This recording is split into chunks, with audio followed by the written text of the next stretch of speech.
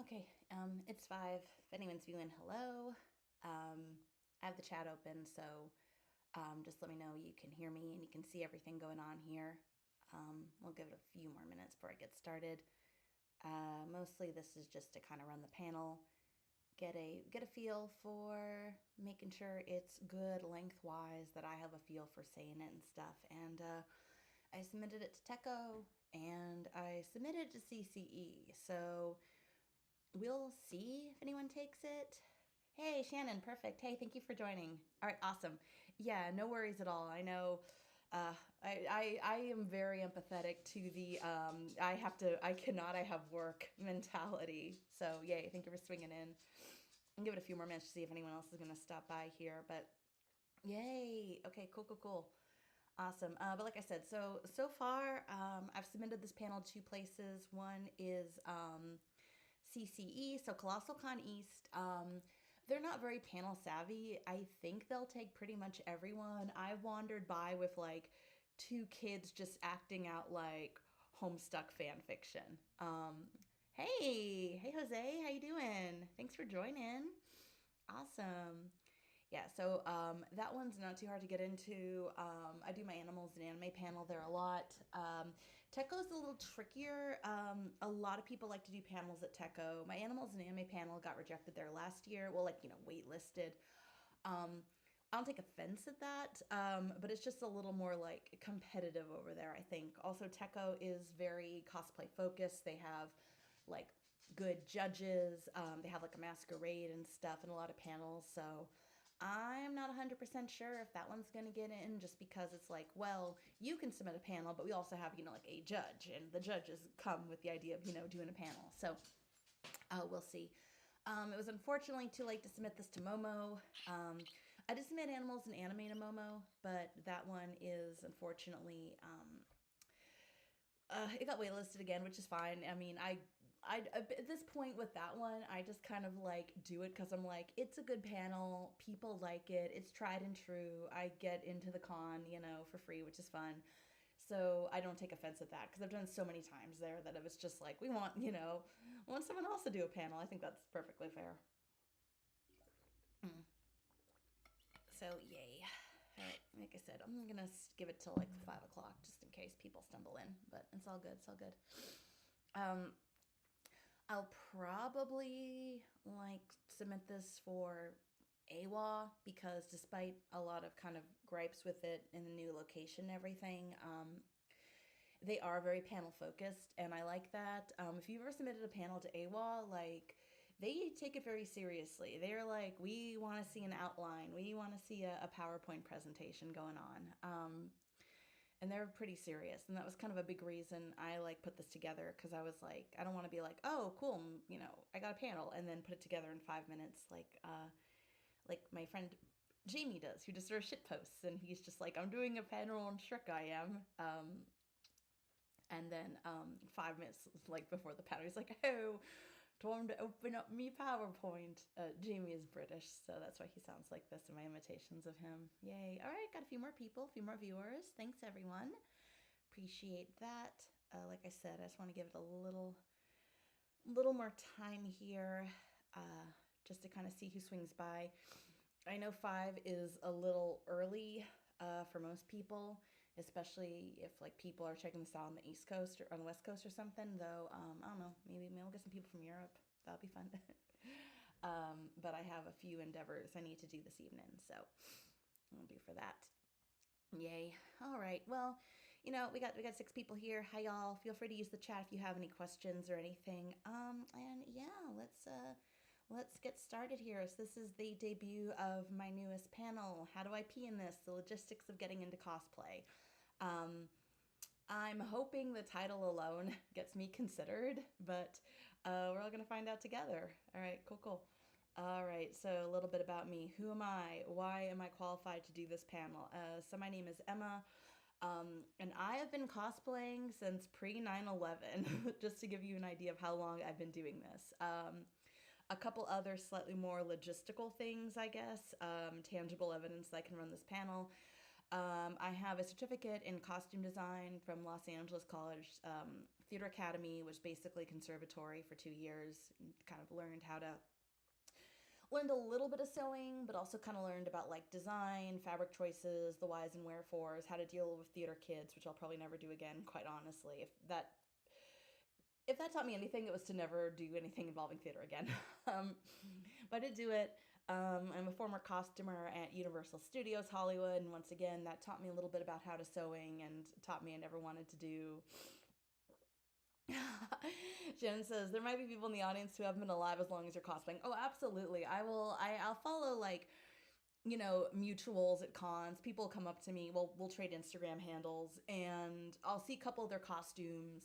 And then a few months later, it's like, everyone, I'm retiring from the cosplay community at the old age of 19. I I feel like cosplay is like any hobby, and sometimes you do it for a few years, you lose that interest. You lose that interest and you get out of it. But I don't know. It always gets my goat when like little babies say they're retiring. You can just say you stopped cosplaying. Like Yaya Han can retire because she's been cosplaying even longer than me. But no, if you were a little child and you cosplayed for for 2 years, and then you were like, oh, I graduated college, now to join the workforce, that's not retiring. That's my own peeve on that. So I'm former costumer at Universal Studios Hollywood. Once again, learned to sew. Learned a lot of. I actually really liked that one because it was a little more about kind of how to create the illusion of something working, which I think was really helpful. Versus if I had gone and learned actual appropriate like fashion. Doing those two things kind of helped me a little bit in terms of improving stuff. So really quickly, full disclaimer about this panel: it is not about how to win or get better at cosplays. I only started competing a few years ago. I have placed one whole time. So if you do run a panel about how to win or get better at competing in cosplays, let me know. I'd love to follow that. So if that panel is not what this is about, what is it about? This panel is about the logistics of getting into cosplay with friendly and helpful onboarding process that makes cosplays accessible and fun. So, and a reason I feel qualified to do this is because I'm a certified interpreter with a certificate from the National Association for Interpretation. This is a very fancy way of saying I did a program and they gave me a certificate that said I can talk good. I need to get that renewed next year, but I think you're supposed to get it renewed by going to national parks, and I don't know if that's a thing anymore. I'd like to have that just because I don't use that certificate at all. I literally just use it to say like, hey, in my panels, I talk good. So yeah, hopefully this panel helps you out a little bit.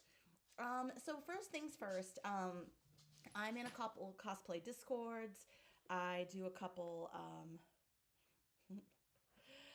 I do cosplay discords. I've been on forums and stuff, and I see this pop up a lot in forums. Is people being like, I want to cosplay. Here's a very generic description of my height and my hair color.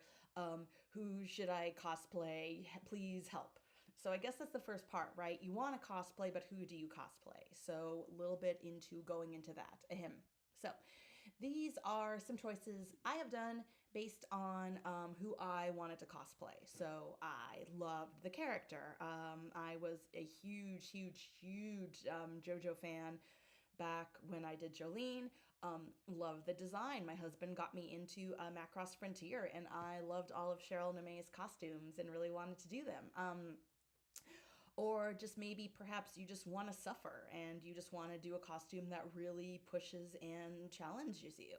And that was a big reason I originally started on Tainari.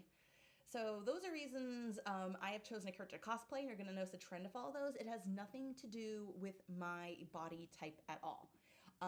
There has been one character I chose to do specifically because of their body type, and that was Hana from Yakuza 4, just because she was a slightly bigger lady. And I will say this, it was very fun and affirming to cosplay a character whose body type was similar to mine.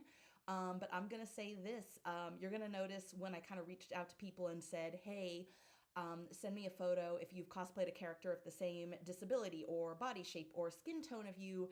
I had 2 people submit. When I said, show me a cosplay you did, even though you did not match the character's skin tone, or, that character's at a different body size, or, you use a mobility device. Thank you so much, Shannon. All right, yes, you have a great afternoon as well. We'll catch up soon. Um, but you can see here, so I got much, much more, people whose body types did not necessarily match the characters who wanted to cosplay these characters. And that is so, so, so much more important than, oh, well, is this character dark skinned? Is this character plus size? Does character have the same gender? It does not matter. If you like this character, you want to do the costume, just go ahead and do it. I have brown hair. It's cool. It's called a wig. Right? I figured out. All right. So my own personal sage advice here is you should never let your body type get in the way of who you want to cosplay when starting off. But it is recommended you might start with a character who has a more simple costume if you're going to get into crafting, because it can lead to kind of a lot of disasters if you're kind of jumping in. I'd say starting with simple patterns, simple fabric, things like that, you're probably going to have an easier time. I mean, really want to do Godric the Grafted, even though you've never cosplayed before, I'm not going to stop you. Because I do honestly think that every time you cosplay, even if it's not up to standards or up to par, you're going to get a little bit better. So my advice would be start with something a little more simple, but you want to go crazy. You want to cosplay Genshin Impact character. Just go and do it. I've followed some cosplayers who definitely have that kind of gumption, and their costumes don't hold up under scrutiny, but if they learned something and they enjoyed making it, by all means, absolutely go with that. All right, so the big question I get now, especially, is why would you make a costume when in this day and age you can go online and just buy something fully made for probably far, far cheaper usually than you would actively say getting the fabric, getting the notions, even say getting a sewing machine. So here's my own personal reasons why. More sustainable, fast fashion is a huge, huge problem right now. It literally fills landfills every year of just clothing we don't wear. And unfortunately, because there's such a demand to cosplay, the main character du jour. Oh, look, the new drip marketing, from the ZZZ character came out. The con's in a week. I want to do that. It goes through very quickly. So it is more sustainable to, in my opinion, buy fabric and make those costumes than just, buying polyester that is never going to disintegrate and is going to end up in a landfill in a couple of years when you retire from cosplaying. Other one, it's probably cheaper right now because who the hell knows what's going on with tariffs. So honestly, if you're thrifty, if you can acquire fabric through cheaper means, it might technically be a little cheaper. Next reason, you can learn a skill that your in-laws and your boring ass coworkers thinks is cool. I have in-laws who have had positions of quite a lot of power, honestly, and they tell me that they really, really enjoy my costuming stuff, which sort of blows my mind, honestly. So yeah, a lot of people are actually really impressed if you can sew. A lot of people don't know how to do this anymore. It's sort of a long lost hobby. And so if you can operate and sew and figure stuff out, it might not hold up under scrutiny for a costume contest, but you can impress a lot of people with it. Finally, kind of going back to different body sizes. So if you are going to order a pre-made costume, you're probably ordering it from mainland China, and it is very, very, very tricky sometimes to find a size that fits a more unique body shape. I'm not even saying something like, oh, it's trickier for plus size costumers to get costumes, even though it is. It can be something along the lines of this costume is squeezing my ass, but is a trash bag on my boobs. When you learn to sew, you are fitting a costume to your body. And I think that's really cool. So that'd be my own personal reasons as to why I would rather make than buy. I've actually never bought a pre-made cosplay costume. Obviously, I've bought a shirt or jeans for certain characters, but for me personally, I have never purchased a costume before. I don't intend to. I don't judge. Cosplay is cosplay, but for me, like I've said, I've done this for over 20 years at this point. And I'm having a grand old time, and I've never been like, oh, this would have been easier if I'd bought this. So think about that going forward. Okay. So sad news, Joanne's is dead. Oh no, where do you get your fabric from? Okay, well, don't panic. I mean, it's not as ideal and as convenient as Joanne's is, but there are still other places to get fabric. Here's a couple I get my fabrics from, and hopefully they help you too. So, believe it or not, there are local fabric stores in some cities, and some cities even have full on fashion districts. I'm based down in Atlanta. We have Fine Fabrics here, which is a huge, huge warehouse. It also sells notions as well. So, you can go there, get your fabric, get your thread, get your zippers. That's super, super cool. I've lived in both Los Angeles and New York. And both of those had fabric districts, which was really cool because you could just like wander around a couple of blocks and go in from store to store. My advice is go into a store that smells of cigarette smoke. The person running it is from an ex Soviet satellite country, and the rug has not been changed since the second Bush administration. And you will find the best fabric there. That's my humble advice. In terms of online, a couple cool places I like to go. Blue Moon Fabrics is one of my favorites. It is great for lots of fabric. Scuba, vinyl, it comes in a million different colors. They also do have a store in LA, so if you're ever in LA, you can go and visit them in person. I really, really like working with them. I get some really, really good stuff there. Big Z Fabric. Big Z Fabric is great for fur and faux leather. I got my Demeter fur from that. I bought too much. It's still in my closet. Once again, really great to work and deal with them. Fashion Wholesale District. I really like this one if you are looking for kind of more simple stuff. You're looking for your cottons, your jerseys, your silks, all that kind of stuff. Once again, really good. Then there is Mood, as featured on Project Runway. Mood is a little more on the pricey side, but it has a really, really great variety of really good quality fabrics. There are bases both in New York City and Los Angeles, so you can go and visit them in person too. They have a lycra cotton blend that is my favorite thing in the world. So just something to think about. I did a JoJo's costume ages ago, and that was a school uniform for that. And I also use it for a Bulma cosplay I did. So that's my personal favorite ones. With the online ones, please get a swatch. You do not want to order like $50 worth of fabric and the color's a little bit off. So this is probably going to be really important, especially now Joann's is dead. Like, plan accordingly. Don't be like, I'm making this costume in a week. Because swatches do take a while. I ordered a couple from Fashion Wholesale District last week. They haven't even shipped yet. So just kind of have a little bit more patience going forward into this Joann's, this is post Joann's future. All right, so fabric, but what else do you need to make a costume? So a couple quick things. Obviously, one is going to be sewing machine. You'll meet some crazy person who like hand sewed their costume, but that's usually going to be for more like, I'm high end competing. I'm doing the medicine seller from Prince Mononoke, from regular Mononoke, and you're trying to like kind of show off. But usually, like, just have a basic sewing machine. It can look a little daunting, but once you get the hang of it, it's easy to use, easy to thread. You do not need to have a crazy sewing machine. I know there's a big demand now for like, oh, I want an embroidery one. But like I said, you can start for a really basic one. You can get a sewing machine for like $200 at this point. You can probably get them cheaper through other means. You can always check secondhand stores too. You will find like a nice basic sewing machine. You're going to need scissors, and you're going to want a couple different types of scissors. You're going to want scissors for fabric. You are going to want scissors for cutting your paper. And you're going to want what I call little snip scissors. They're little dudes, and you just cut your loose threads, and they're really, really useful. So you get those three, you're going to be golden. An iron, this is a must. I mean, you should just have an iron in general, but a lot of people don't. And this is really important because when you sew your beautiful fabric, you want to press your hems. Honestly, even if you are buying costumes and you pulled it out of the bag, please press it. I see so many cosplayers in costumes, and I am very sure that they opened their box at the convention, pulled it on, and walked out of their hotel room. Please iron. It is important. So you want basically what you call notions. I realize I've said that a few times and have not elaborated.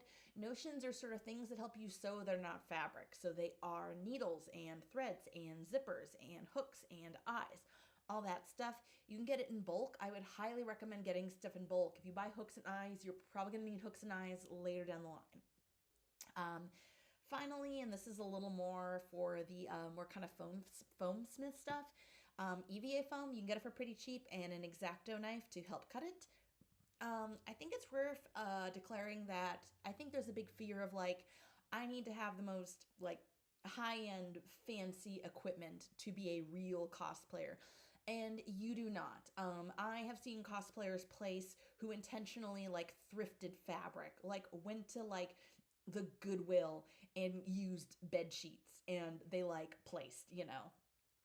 I have seen people win best in show with a sewing machine that sewed forwards and backwards, and that's it. This is actually going to shock you all, but cosplay is actually a cheaper hobby compared to some things. My husband does photography, to give you a good example. So people are like, oh, I can't believe I spent $200 on fabric. This is a cheaper hobby. That always shocks people, but it is. All right, so if you want to advance a little bit now, you're taking your cosplay hobby a little bit more seriously, you want to be a big spender. What do we have? What would we recommend? So, first and foremost is a dress form. This can be a little tricky, especially if your weight fluctuates, because a real, like, professional one can run like $500. They are crazy expensive. And also, like I said, if your weight's fluctuating, then that can be a little tricky. You can get like a cheaper one that's not as like tailored to your body type pretty easily. I just like it because it's a good thing to put the fabric on. If you are trying to pin, figure out where something is, like kind of drape, it can be really, really useful to have as opposed to kind of throwing it on the floor or yourself or hanging on a wall and trying to figure things out. Serger, I love the serger because I'm a really sloppy cosplayer. So if you look at the inside of your clothes, you're probably going to notice that there's kind of a little fancy stitch that goes over them.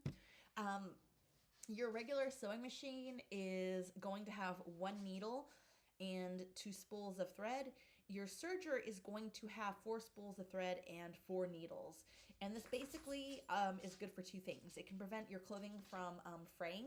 So if you don't want to like completely roll like a hem, but you still want it to be clean and not fray, you can do that. And also, if you're working with stretchy fabric and you do not trust that zigzag fabric, this will get everything tight. I'm currently working on a leotard right now, and it is incredible.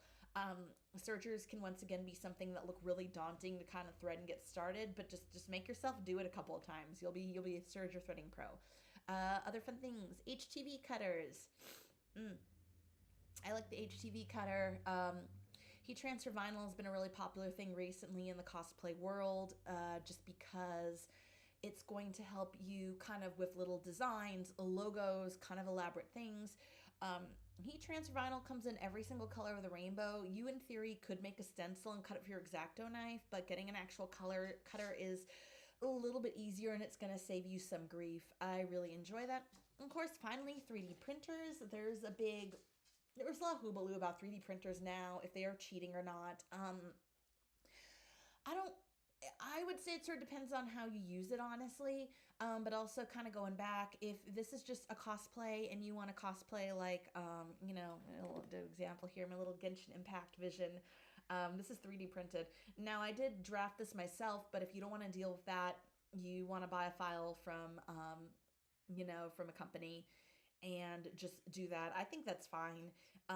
There's a bit of a learning curve with 3D printing, especially if you want to design. But honestly, I've been having a better go of it than I did when I was trying to do a little more foam smithing, so I'm enjoying it. Once again, cosplay is surprisingly enough not that an expensive hobby, with the exception of that high quality dress form. Every single other thing here can be purchased for under $200, which I know seems like a lot, but once again, my husband does photography, so. But also, like I said, don't feel like you 100% need these things. Like, people can and have won with just, a foam and an X-Acto knife.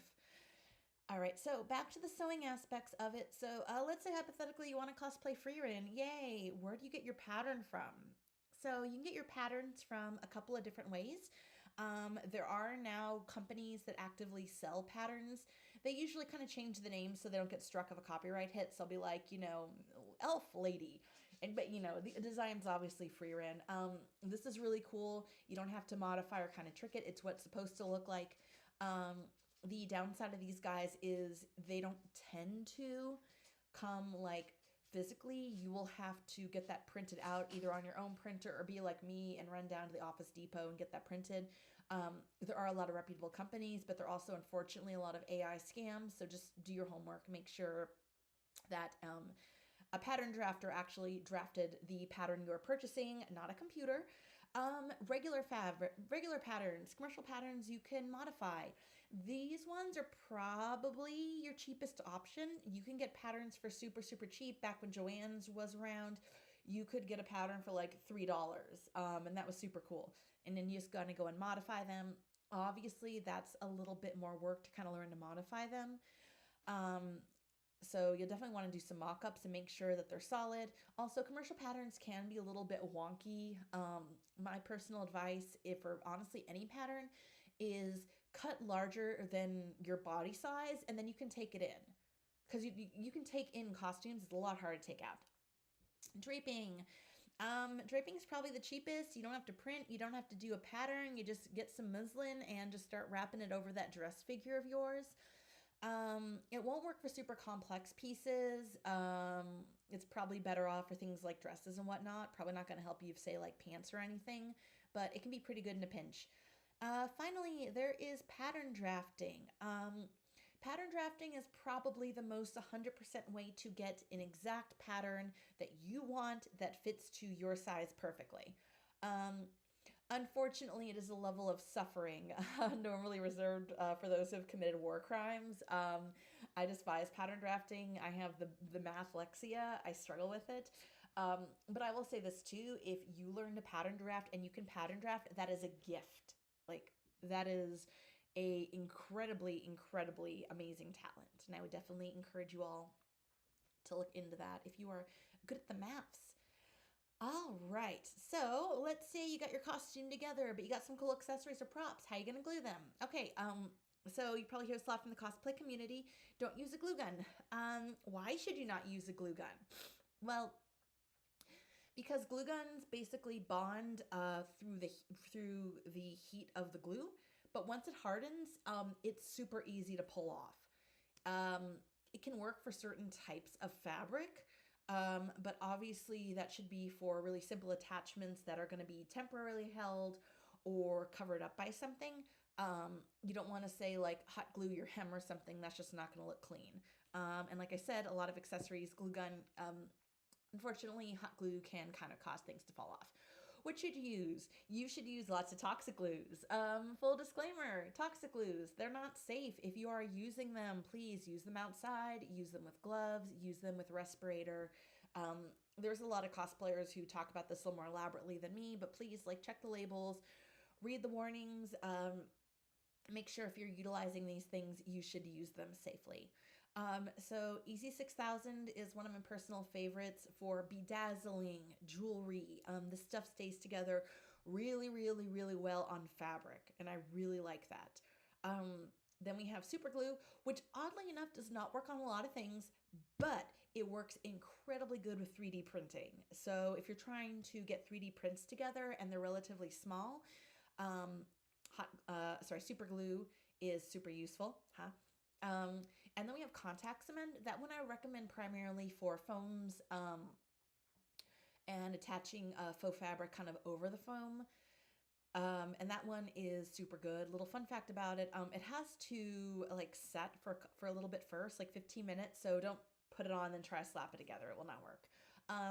My personal rule with any of these things is there should be two reinforcements. You should use glue. And then if possible, you should also stitch. You can kind of see that my little Demeter medallion there, where I did have glue on it, but then I'd taken a patch of EVA foam. I had a little base of fabric on top of that, and then I sewed it to my costume just to reinforce it because you really do not want something falling off at the con, where your only options to attach it are super glue or hot glue gun, which are both kind of precarious, unfortunately. All right, so a little fun fact originally, I'd originally wanted to talk about undergarments at this panel. Why did I want to talk about undergarments? So I had two things when I was a younger cosplayer that changed the trajectory of my life. The first one is me and a buddy went to a convention and there was a cosplayer there in a bodysuit, and you could see the entire outline of their penis.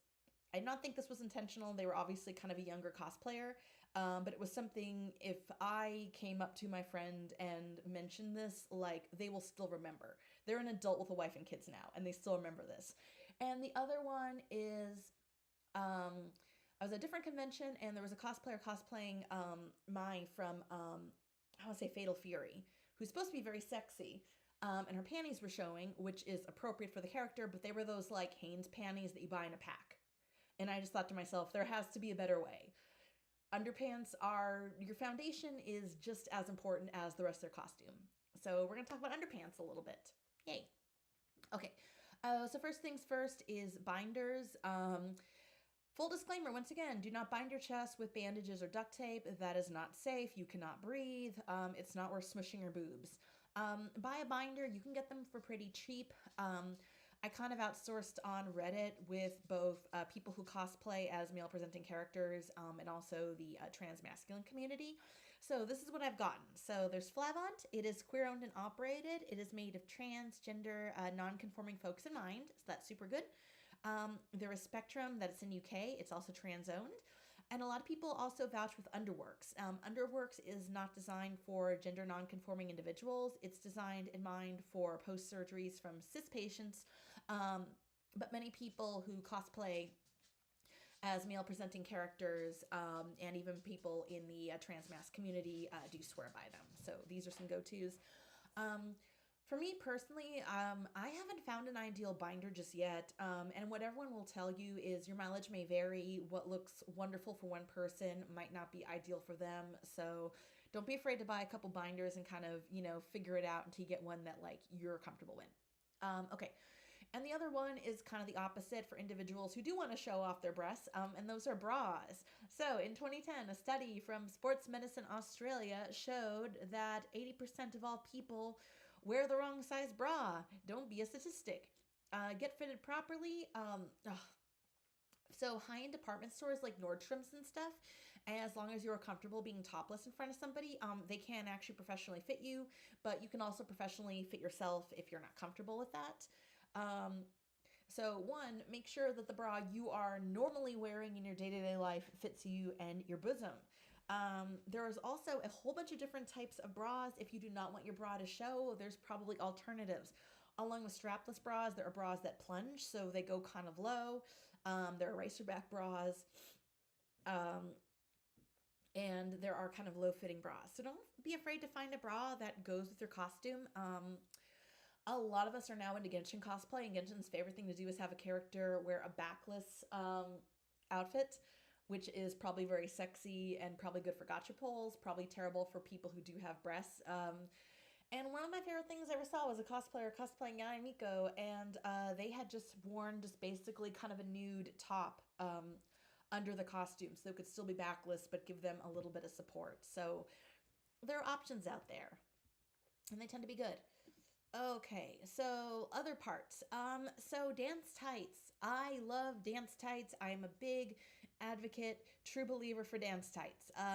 They come in a lot of different colors and skin tones, which is really good. Why do I like them? They are good for the weather. They are comfortable, and they give you a little bit of modesty as well. There's probably a couple others. I would say go with Carpezio, but size up because obviously these are dance tights. They are made with itty bitty tiny dancers in mind. Do not bother pantyhose, please. They cost as much as eggs, and they will run the second you look at them funny. So please, just avoid them. Just get dance tights. I like them a lot. They're also transferable ones, so they have stirrups and also ones that stop at the ankles too. Those are super good. Dance briefs, those are the little underwear things you probably see cheerleaders wear. I like these ones a lot. They're good for a little extra modesty. They come in pretty much any color you could dream of. So if you want to color coordinate your cosplay, you can do that. And they also come in a boy short cut as well. Finally, bottoms, going back to, like I said, that one cosplayer who changed the trajectory of my life. Look, people have penises and that is okay. But no one needs to see the entire penis without, their mutual agreement of that. So they are a must for any skin-tight costumes. It is going to save your dignity.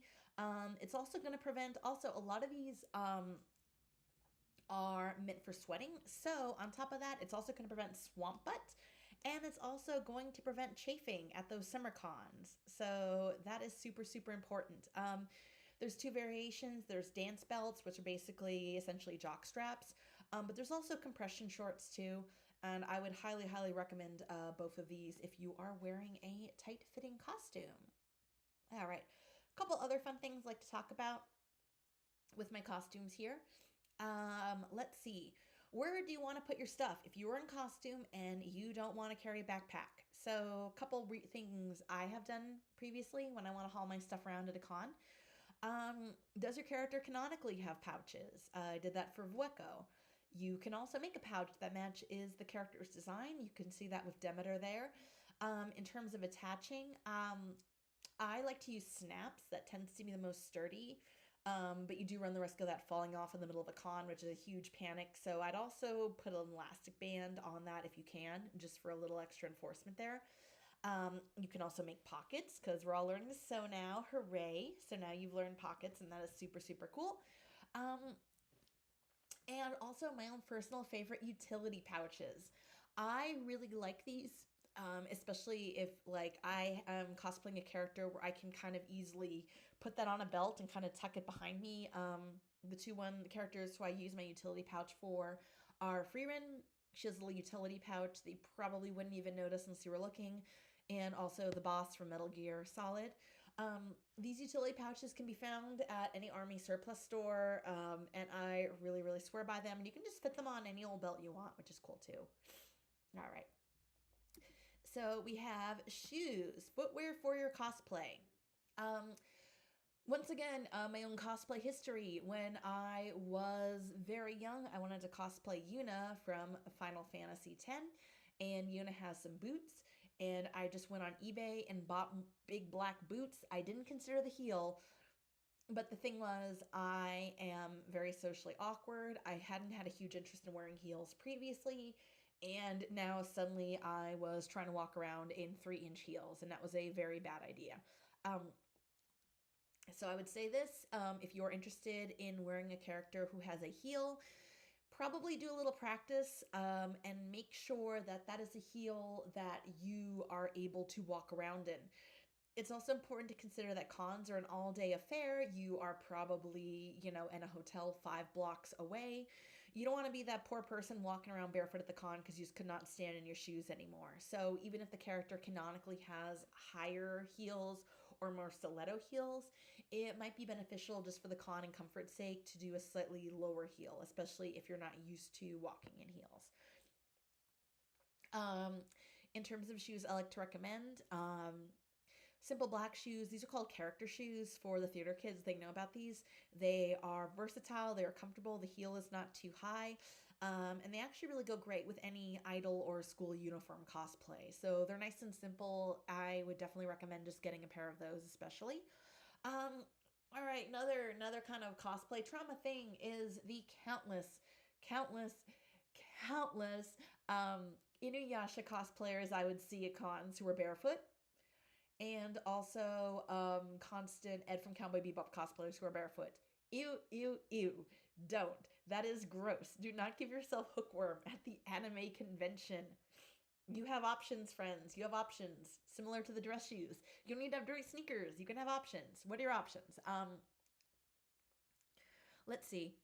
The first thing that sell out at CVS by Dragon Con is always insoles, and I find that darkly hilarious. Yes, no, you're right, absolutely. I probably should have mentioned that in this, like insoles, but here's the thing for me. By the time I have to get insoles, it's too little too late. Especially as I get older, I am very kind of mindful of like kind of the shoes the characters have and how to very quickly cheat that so I can walk around all day at a con. But yeah. Uh, so going back here. Right, so what do you do if you're a barefoot character? You don't want to show the feeties because you don't want to get hookworm. Ballet slippers. I have done this for a couple kind of barefoot characters before. They come in nude versions. And there's also clear jelly sandals. And both of these I would recommend because they are great alternatives and slightly more hygienic than a barefooted character. Okay, but what do you do when your character has like crazy, interesting footwear? For basic footwear, you can never go wrong with the plastic wrap and duct tape. Kimpatsu Cosplay, if you search her name, has a really, really good tried and true tutorial on them. Kamui Cosplay, not to be confused with Kimpatsu Cosplay, also had one, but here's kind of my thing. I would recommend the duct tape version just because unless you are itty bitty, and both these cosplayers are, they're petite ladies. Your thighs probably have, your calves especially, probably have a little more depth. I have huge Russian calves. Let's see. Yeah, no, you are absolutely correct as well. Like, yeah, test those shoes. Do not. I've made that mistake. I cosplayed Blue from Wolf's Raid. Oh my god! And I bought the shoes, and I went to the con and put them on, and that was terrible. Yeah, but yeah, make sure that you can wear those shoes. They are broken in. You're comfortable in them. Um, but I like the duct tape one because your calves, especially mine, are three-dimensional. If you trace your calf, you're kind of forgetting that kind of depth part unless you are a very petite individual. I like the duct tape because it's more of a 360 idea of your calves. And then you can just cut them out and make patterns there. That's how I did Free Ren's boots. Like I said, they're pretty easy to make. You can Google King Patsu cosplay boot covers. The only big thing I'd recommend is get a little slip. She says this too in her one. Get a little slip on to put on the bottom so you're not sliding around in fabric. I've made that mistake a few times. It wasn't fun. All right. So, wigs. Party City is also dead and gone. Where do I get my wigs from? All right, so there's a couple ones. I did kind of talk to a couple people and kind of get their opinions on things. The big one is obviously Arta Wigs. Any tutorial you see, any darling cosplayer, they got theirs, and they got a Kremlin princess, in peach green or whatever from Arta Wigs. They're the darling of the cosplay wig community. Though recently their quality of customer service and wig quality has gone downhill. Things have literally stayed out of stock for years with them, unfortunately. I had a friend who, I think it took him 2 years for his wig to come back in. I personally like to work with Epic Cosplay. Um, I have, knock on wood, had nothing but good experiences with them. Their wigs tend to be in stock a little bit more. The shipping is pretty fast and they have good customer service. There was an allegation of them a couple of years ago paying their full-time employees as contractors, which you're not supposed to do, and that is an issue of ethics. Like I said, that was an alleged thing, but it is something to possibly consider. But then if you just want to be but if you're not concerned about ethics at all, you always can go to Amazon. Amazon's the good one for the cheap character-specific wigs. They tend to be decently quality in relatively affordable prices, though it is Amazon. So once again, you know, and then finally, and this surprises people, but there are brick and mortar stores that sell really good quality wigs. You can support local businesses, which is always fun. The big thing to mention though is most of these wigs are going to be in more kind of natural hair colors, so you might not be able to come in and get that like ideal like pink shade that you were hoping for, and that can be a little bit more tricky. All right, so we're coming towards the end of this. We get to approach the final question I have here. Ahem. How do I pee in my costume? And this sounds very silly, but once again, why did I make this costume? Well, why did I make this panel? Well, this has happened to me. I had a costume, and I did not consider the construction of it super well. And it was a big to-do to take everything off to use the bathroom, and even more so to get back in.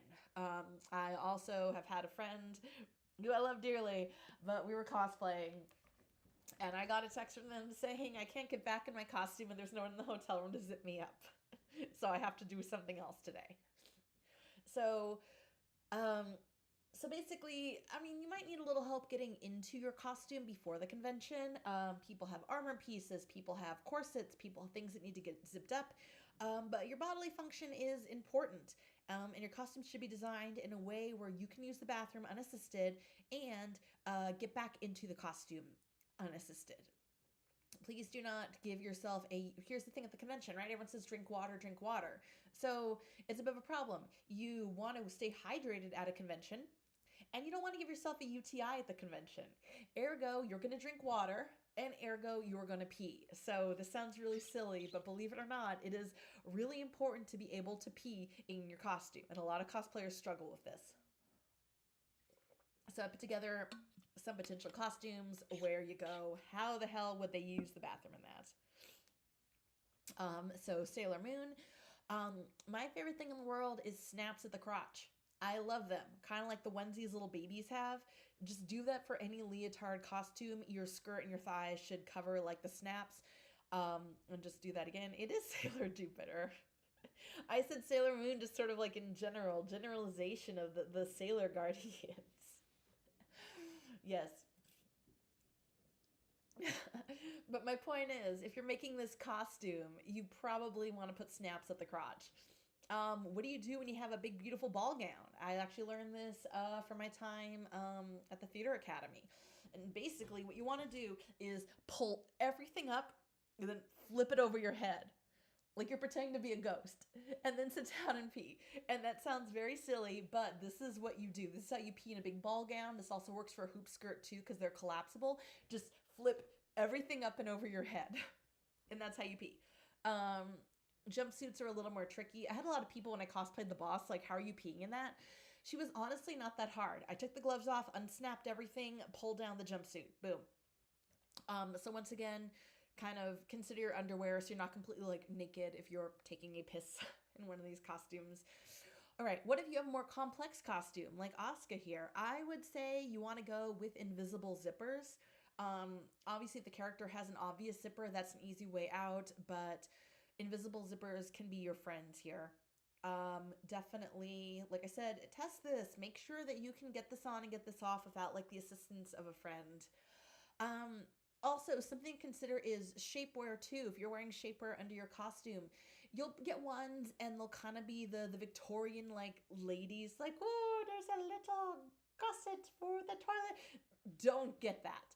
Don't. You can't pee through it. It's disgusting. Don't learn that the hard way. Get ones of snaps. Snap, snap, snaps. Just like I said, like a baby onesie. Don't trust the it'll pull out kind of thing. No. And those would be my advices on how to pee in different costumes. All right, so wrapping up here. All right, so final words of advice. Your first costume is not going to be perfect. You'll mess up.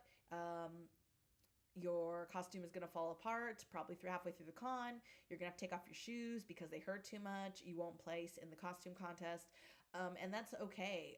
Cosplay is like a hobby that's literally changed my life. There's so many things in my life. The trajectory of my life is like changed one way or another because I was doing cosplay.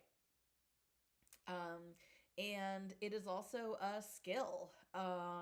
If you want to truly like be a cosplayer and learn the skill, it's like any other skill. You don't say I'm going to become a piano player and get something, solid in like a month. This takes time. And it takes patience and I think a lot of curiosity too, and figuring out how to do stuff. I've been cosplaying for over 20 years, and there's still more that I would really like to learn. I'm gonna quote this. It's from Genshin Impact, so don't judge me too harshly. Think of failures as a tuition you have to pay. All right, and then I say, this is what I say. I say, let your failures fertilize your path to success, and have fun. That's the most important part. Yay. All right. So cool. We started this a little late and we have like 10 minutes for, so I might put another slide in here. I was messing around with the idea of doing contact lenses, but I wanted to make sure this panel wasn't already going over, but I might buffer that and change it a little bit if this panel gets accepted. Yay. Well, thank you so much for coming, y'all. I appreciate it. Before we sign out, does anyone have any questions or anything they wanted me to further elaborate on?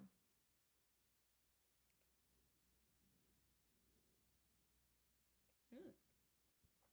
Alrighty. And that is it, friends. Like I said, thank you so much for coming and viewing. And like I said, I really appreciate this. If once again, my name's Emma. I do other panels here too. So I do an animals and anime panel that I run at a lot of conventions. I'm hoping to get a couple more launched because I've actually kind of realized I really like doing panels. I like public speaking, and I kind of miss education, which is what I used to do at my previous jobs. This has been super, super cool. Where can you find me? I am on Instagram and YouTube. I'm also on Blue Sky, all under the same name, Hyenas and Jin. Feel free to reach out or message if you got any further cosplay questions. And hopefully, fingers crossed, we can get this panel running in a convention eventually. All right. Thanks so much, friends. Bye.